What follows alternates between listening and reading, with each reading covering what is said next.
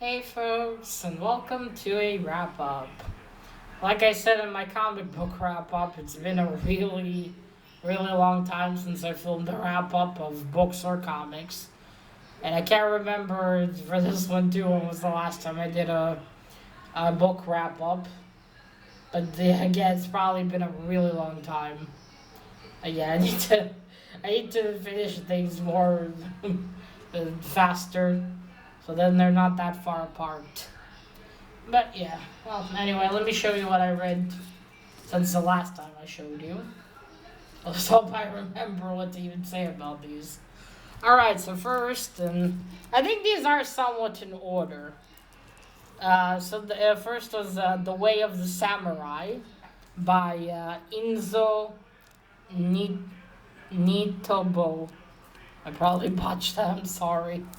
So this is a really interesting book. It's about, well, like the title says, about the way of the samurai. And this man, he tells us about, well, it tells you about the culture and everything. And it was really interesting. It's a book I'll have to reread a couple of times, I think, to fully grasp everything that was told here.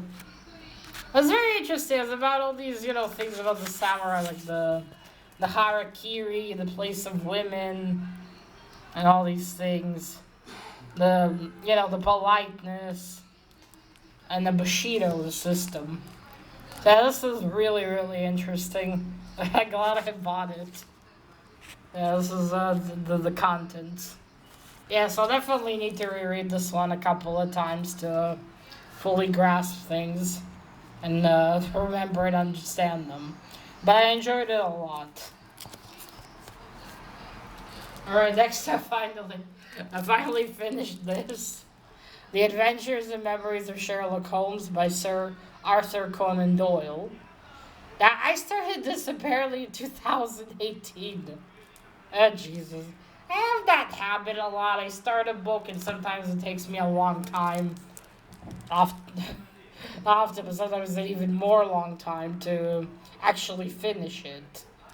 Because I sometimes leave it and then I'll get back to it later. So this is one of them. But yeah, it was Sherlock Holmes stories. I did finally finish them this year. What can I say? I love Sherlock Holmes. I loved reading these. And I think there are a few here that I haven't read before. But I think the more I read this, the more of them I'll recognize. Because in some of these, I was like, I remember what happens here. I love Sherlock Holmes. Alright, next I read Minority Report by Philip K. Dick. Now, this isn't just Minority Report as I thought. I bought this book. Well, I didn't buy this book. I exchanged it on a Facebook group a few years ago with someone. And I thought it was just going to be, about the movie Minority Report. Which I did. I did watch some of that movie. But it's not. This is, it's got a short story collection by Philip K. Dick. So these are all sorts of stories he wrote, a Minority Report among them. And some of these were interesting, others were a bit less. But overall, I did enjoy it. Now, they talk about Philip K. Dick. He's based on the stories, there's quite a few movies, like Blade Runner, what was it? What was it? The movie with Arnold Schwarzenegger, where he where he gets false memories.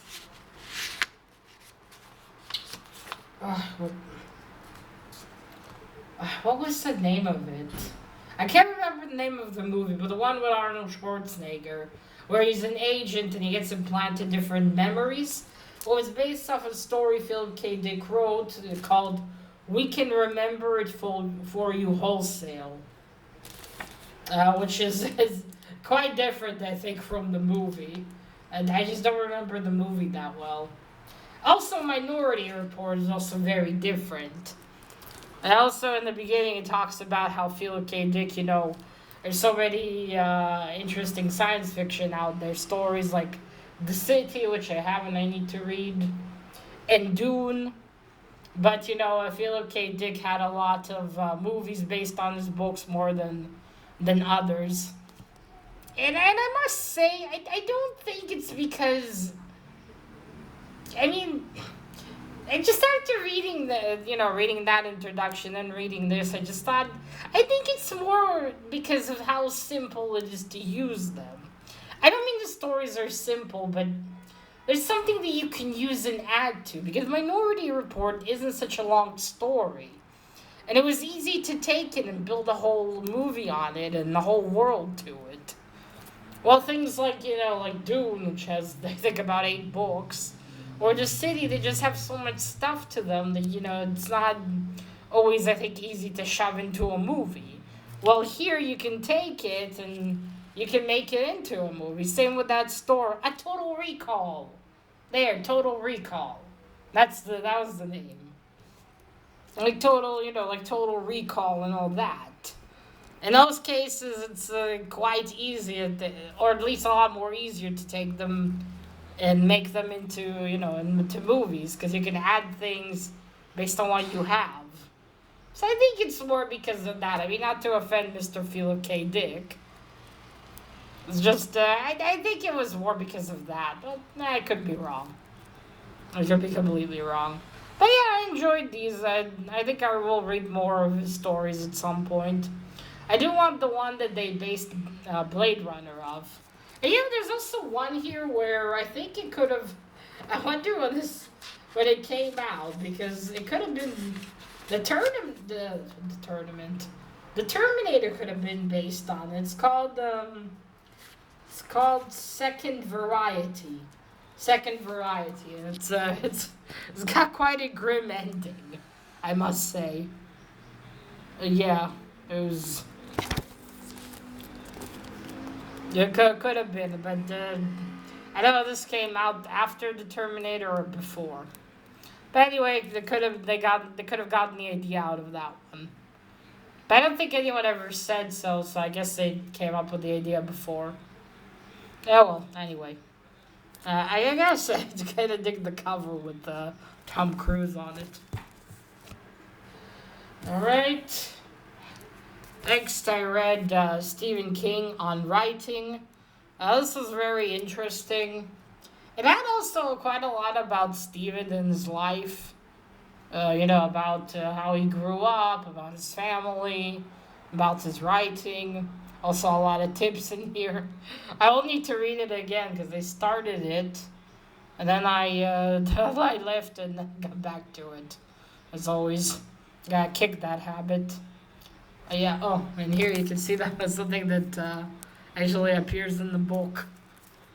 I must say though, the one thing I was disappointed about, he didn't talk about the kitty gangbang scene. I was so hoping he'd mention it.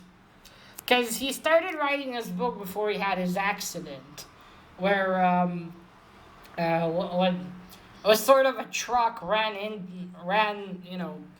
into him, and he got really lucky and survived that, and then he finished this book afterwards.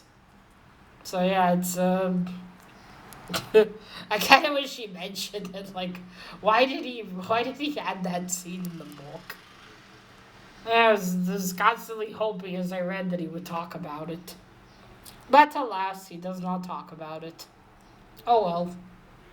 Although, I think I read somewhere that maybe he was on... Because he does say it was on cocaine and alcohol for a long time. So maybe he wrote it in one of those eras. In that era. I also said, I think it was a book kind about the dog, where... That one he wrote and he doesn't even remember. So that was interesting. Also, I gotta say though, be warned, because he kind of spoils the book in here. He spoils what happens there, and I'm like, Steven. I think I might not read that book now. Because I kind of already know what's going to happen there, and it's kind of going to kill the suspense. Yeah, well, anyway. Very interesting, though. That's kind of hard to get. Had to get it off of Amazon.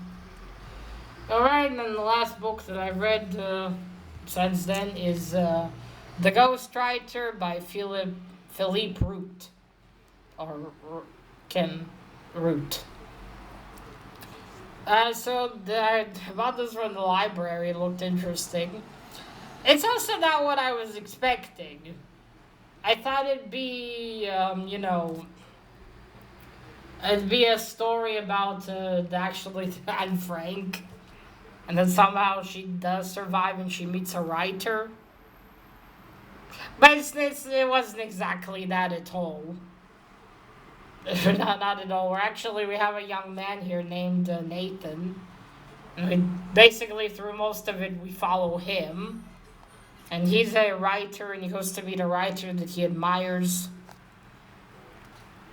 But yeah, overall it was interesting. I did enjoy it. I think some things possibly flew over my head in this.